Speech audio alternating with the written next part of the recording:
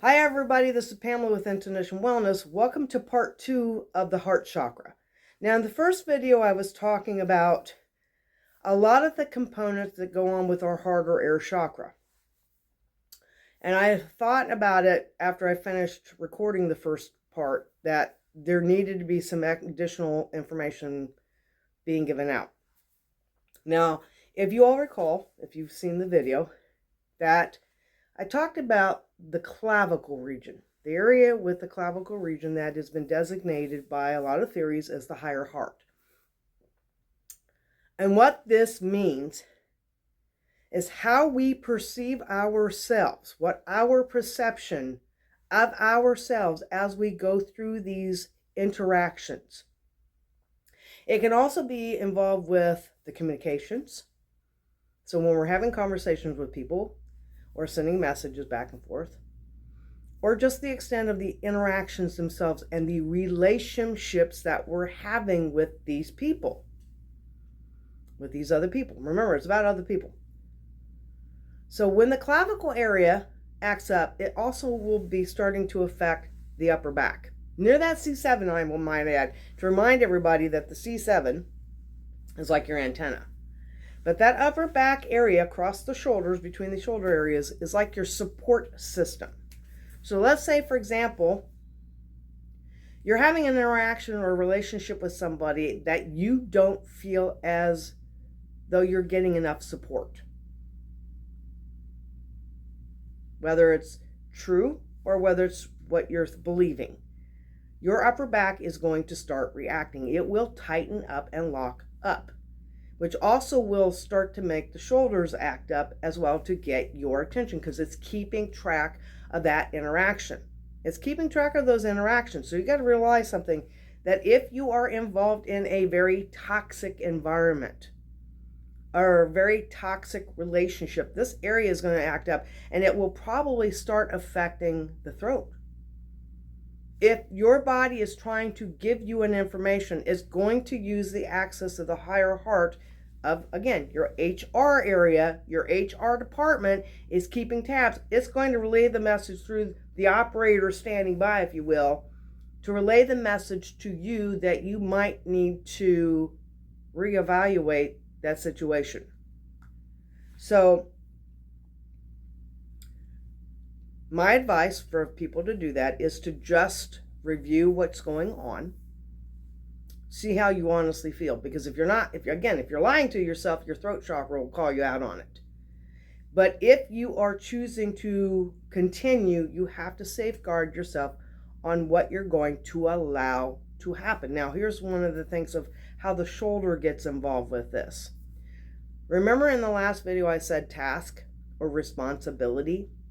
Well, when you're dealing with other people, you're going to have a series of tasks or responsibilities or duties that will show up as a part of that relationship.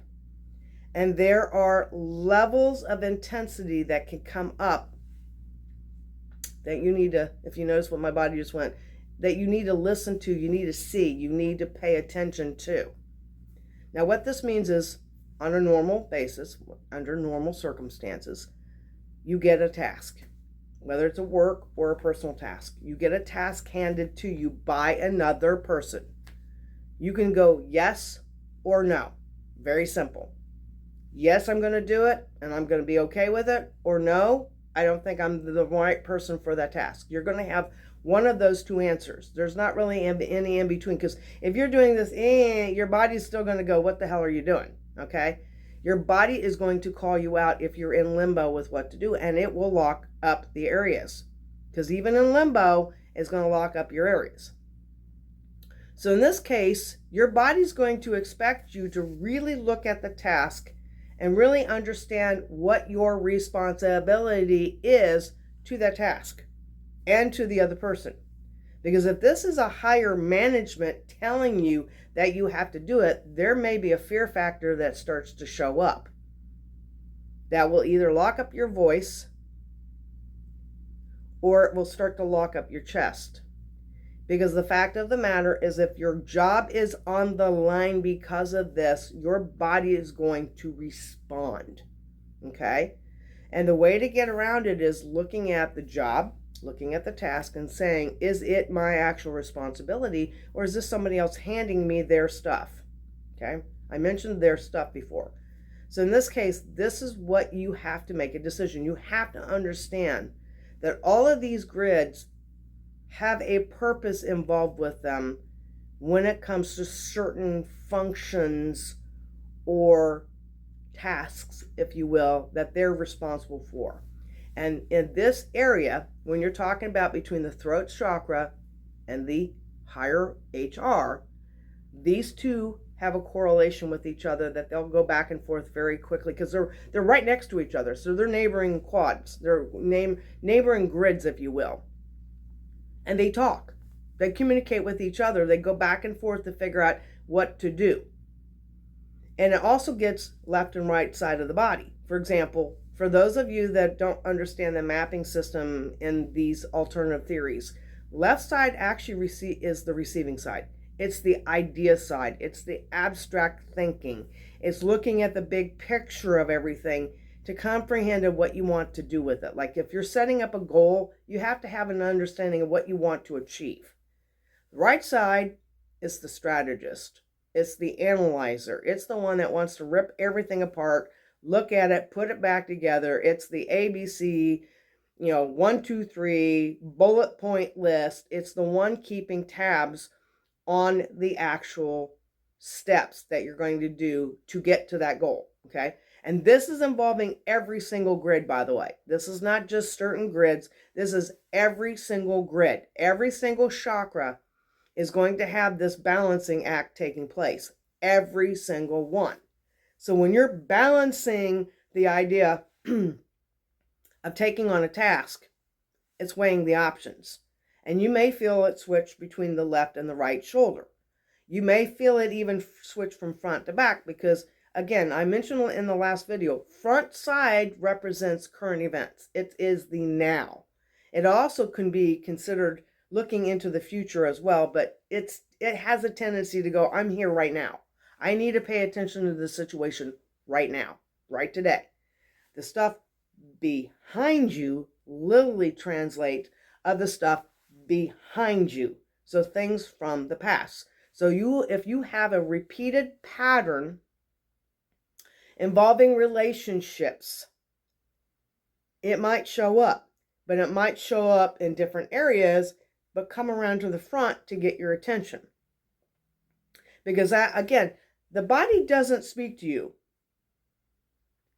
Unless you can hear an internal voice going, yo, what's up? If you can actually hear your thoughts, your body's going to use symptoms to communicate with you. So with every single chakra, every single grid, every single circuit, there's going to be some form of communication that's coming through. And in this case, it also means your interaction with it, your relationship within your own self. Because remember, the HR department represents your internal HR. It's looking at what the relationship is amongst the organ systems internally, as well as the stuff externally involving your interactions with other people. That's how you have to kind of tell the difference. Is it an internal conflict versus an external conflict? And where you can kind of see the internal is up in the clavicle. When it starts affecting the higher heart, remember, it's reflecting back to you. This is about you. This is about how you feel, what you see, what you're hearing involving that interaction. So if this starts to go into place and then it starts to migrate up into your voice, it's showing you there's a relationship between what you are accepting in that in that experience or in that interaction, and then it's delivering a message to your communication grid to try to give you a message about it. So the two work well together. The one that communicates is the one keeping also watching out for its neighbor of that interaction, because there's going to be some form of communication that's going on. So in this case, when you start looking at it yourself, you're communicating with what you think and how you feel. And this brings up something else. We're on social media platforms. Remember I said about the HR looking at not only personal but professional interactions? When we are on personal media, when we are on these social media platforms, we have to remember this is a public platform. Everybody could be watching what we're saying and doing. And I mean everybody. So that means when you are expressing yourself out there, don't be surprised if you get some negative feedback along with the positive feedback. You're going to have people who are also expressing their opinions about stuff of what they perceive going on. They're going to introduce their own opinions to things.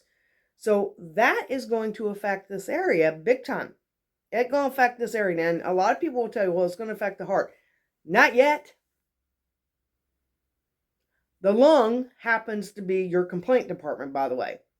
The heart doesn't get involved yet until you have years of buildup that start to interfere with its delivery. Because remember, I talked about the heart. It's responsible for bringing forth the blood flow throughout your entire body. It's a muscle that is focused on that purpose. It's pumping away, minding its own business. It's getting in the blood that needs to be oxygenated by the lung, which goes into the basically storage of the chambers of the heart. It goes through the series of the chambers before it finally reaches the one that needs to do the export. Basically, it's like an import and export, if you will, of the blood flow. Once it gets to the export version of the blood flow, that's when it starts pumping through your arteries. Because remember, the arteries are taking it out.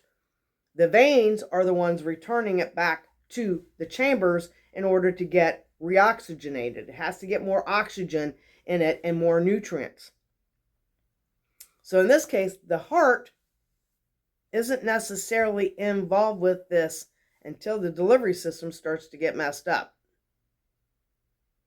Then that's when you start noticing the heaviness or the heart illness is coming into play. Because if this area is being bombarded by a lot of toxic stuff going on, it will eventually get the attention of the heart. But in the meantime, your breathing patterns are probably going to be the first indicator that the lung is actually paying more attention than you realize, because the lung keeps track of what's going on outside of you.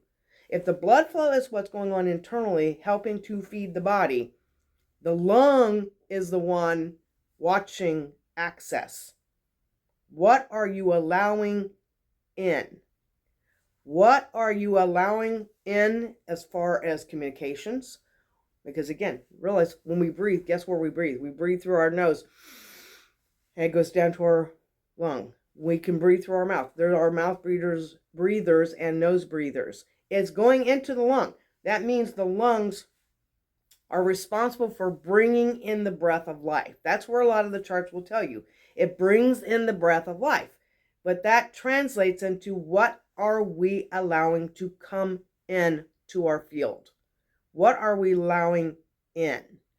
And once we allow something in, then it has a chance to marinate underneath the surface and could cause problems. And that's where you have the illnesses coming into play. Like, for example, I'll give you an example, and I'm going to talk about this a little bit more with the meridian video, because this is where the meridians really do overlap. If you have to happen to have skin conditions, remember your skin is a barrier. Well, guess who also keeps track of the skin? The lungs. Your respiratory field and your nervous system. Keep tabs on that because it's your external or outside barrier. The skin is the barrier putting a boundary between you and another person. So when that field feels like it's being invaded, the skin will tighten up. Then it will send the message to your fascia sheathing. And then it will send the message to your muscle systems and your joints and your tendons and even the organ systems, other organ systems themselves. Because it's sending a rapid response through your entire being that something's not right. So be aware there is a chain of reaction going on through your entire system. You may only think it's in one area, but it's not. It's affecting every single grid and every single circuit because they communicate with themselves. So there is an HR, there is an interpersonal relationship amongst your organ systems within your body, starting at the surface. So you got to keep that in mind when you're working with this kind of thing. So when I mentioned about the rib cage locking up, every time somebody points to any area around the rib cage, I remind them that it represents somebody else in their life that's doing something that their system is picking up on. And again, if it zeroes in on the task, the shoulders are going to be your indicator. If it is task oriented, your shoulders is a primary area because, again, it sits between. If you look in your mirror, you're going to go communications up here and HR is down here. This is the stuff in between, which if you realize your antenna, that C7 I mentioned before, is in between. It's the antenna picking up on something and sending it to the master grid. The shoulders are the things that are looking at taking on the task or responsibilities. So again, if we get a task that we don't believe is ours, our shoulders are going to indicate that. Initially, we may feel it here or even here, but eventually it'll start to strike out towards the shoulders. Now, in this case, we have to be aware of the levels. I mentioned about levels of the shoulders. The initial one is the task or responsibility or duty, the yay or nay. If you say yes and your system has no problem with it, you're not going to have any problems. However, if your system's wanting you to say no and you don't listen, that's where the problems start to show up. That's where the tightness starts to show up. That's where the neck even starts to show up. It's transmitting the messages. The shoulders across the top are going to, and even the upper back. And sometimes it starts to even merge in between your shoulder blades. How many of y'all have gone to a massage therapist and say, I don't know what's going on, but my upper back is so tight, in between my shoulder blades, I can't stand it anymore. And they start asking about, what do you do for a living? What's your job? What's going on? And you think, why are you asking me about that? Well, it's because they're using the theory going, this area is representing support, it's representing responsibility. What's causing the system to be alerted? Because let's face it, if you can say, well, I bumped into myself, I fell and landed on my shoulder. Okay, that would be obvious. I had a car accident and I had whiplash. Okay, that would be a physical source. But what happens when this is showing up and you cannot pinpoint that source? This is where this other theory comes into play, pointing out the fact of, okay, wait a minute, if it's in the shoulders, is it primarily in the shoulders? Or is it moving, has it made a chain reaction to another area? We need to look at the relationship between those two areas to find out if we can pinpoint the actual source. Because that's how kind of like a trigger point works, by the way. A trigger point is named that because it triggers a chain reaction. It may start one place, but all of a sudden it ends up in another place. And that may be the place that you notice, and then you go to your therapist or your chiropractor, your physical therapist. You go and you say, or you're even your doctor going, I have this problem that's all the way down to my foot. But did it start there? Because most of us are going to go, did you trip over something? Did you twist it? When did you injure yourself? We're going to be going through the questions, verbal questions, to find out what's going on. That's why we ask you questions. That's why any of us will ask you questions about what happened, what is the experiences, because we're trying to pull in these other theories to help to give you an explanation. Because remember something, one of the primary tools of these theories is to give us ourselves explanations. If we have no explanation, if we don't understand the source, we can't do anything about it. There's nothing we can do if we don't know what that is. And if it's unexplained, we have to search for the explanation. So in this case, that's why we can use the idea behind the chakra theory or behind the meridian theory. We look at these as a theory. It's outlining the body. Just like a doctor will go up to a skeletal chart or the blood flow chart. Realize Those are charts mapping the system out in your body. So what makes a difference for these? These theories also have a map of what's going on and how they overlap with the other series. So in this case, this HR will remind us to look at the relationship with the grid and the other grids, or the organ systems and the other organ systems. How are they connecting with each other? Now, getting back to the shoulders. If you don't say no, all of a sudden the word obligation starts to kick in. If you feel obligated to take on a task that is not yours, your system will start to lock up further. It will venture out to the shoulder area. It's going to finger around your shoulder blade. It's going to creep more into the rib cage. It might even stop your breathing. Because remember, I said that the lung is the one monitoring access to you. If you start having problems to breathe, if your diaphragm area starts to jam up, that is a signal that is trying to go, I am not accepting that. I do not want to accept that information. That is not mine. And you keep going. It keeps locking up. Muscles start to lock up. Fascia sheathing starts to bind down. Joints start to hurt more. Because the decision, now I'm going to give you a little bit of a little side note here for a second. One of the things I teach my clients is every joint is like an intersection that you're going through, whether it's a major intersection or a minor intersection. These are intersections, which means you have to make certain decisions that you have to designate to your system. Either you go through it, you turn right, you turn left, you do a U-turn. It's the idea of a direction involving the purpose or the task that's associated with that joint. So in this case, this area will monitor and start to send out. If the joint does not want to do that task and you feel obligated, then the guilt strap starts to kick in. Now, ladies, if you wear bras, guys, if you have a tank shirt that's running through here and you're wondering why that tank shirt or your t-shirt is irritating this area going over your shoulder, where it's weighing it down, that means you've just now entered the obligation stage. That means you have entered the stage where now your body feels the weight of the world on its shoulders. That means that you feel guilty for saying no. Notice how my voice cracked up when I said that.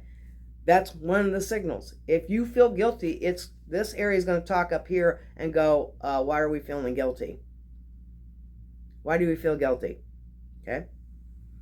If we do not take that into consideration or recognize that part, it now becomes burden, which is the third more severe level. When somebody feels the complete weight of the world on their shoulders and they feel defeated, they feel depressed, they feel anxious, they are completely just, they isolate themselves from everything, and they feel like they're a burden. That's the extreme version. And that is where you really will have the influence of others bothering the HR department along with the other grids. It means that there's a serious situation going on that needs to have an evaluation taking place. Okay? So keep that in mind, that if you see this progression going on, the HR department has been trying to alert you to be very aware, because it does keep track of that interaction taking place. It's keeping tabs.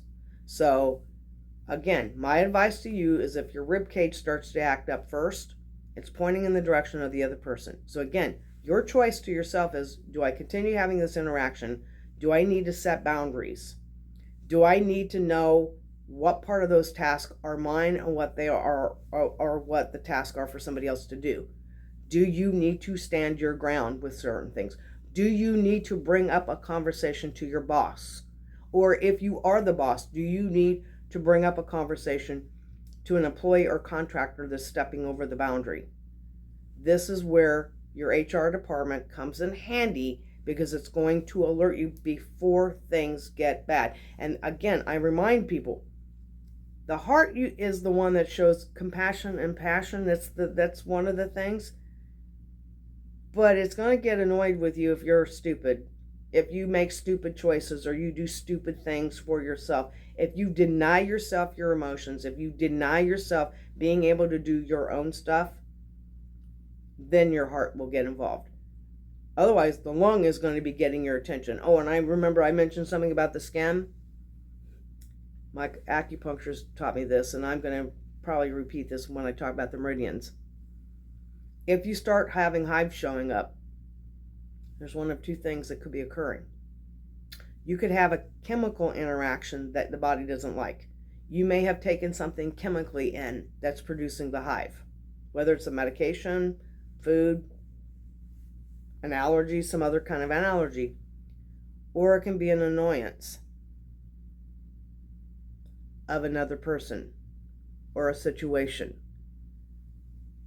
So now you have to figure out, is it physical or is there an emotional connection? And again, that's where that meridian theory might also come in handy. That might be something that your acupuncturist might be able to pinpoint to help you out. So when we get into the meridian videos, we're going to go into a little bit more detail with that. So again, like and subscribe this video if you like what you're seeing, if you like what you're hearing. If you have questions, please feel free to drop me a comment below the video. Let me know if you've actually experienced any of this stuff. As you're listening, is there something happening with yourself? Is your body reacting to what we're saying by trying to get your attention? If that's the case, drop me a comment, because there may be some other ideas that you can use of how to calm it down. Because again, sometimes just a simple act of acknowledgement lets it know that you're receiving the message, that you're understanding what it's saying, and that you can look into and do more research with the theories. So if you have any other questions, let me know. Thank you so much for watching again. Again, like and subscribe. I am here for I'm here at your service. So thank you so much.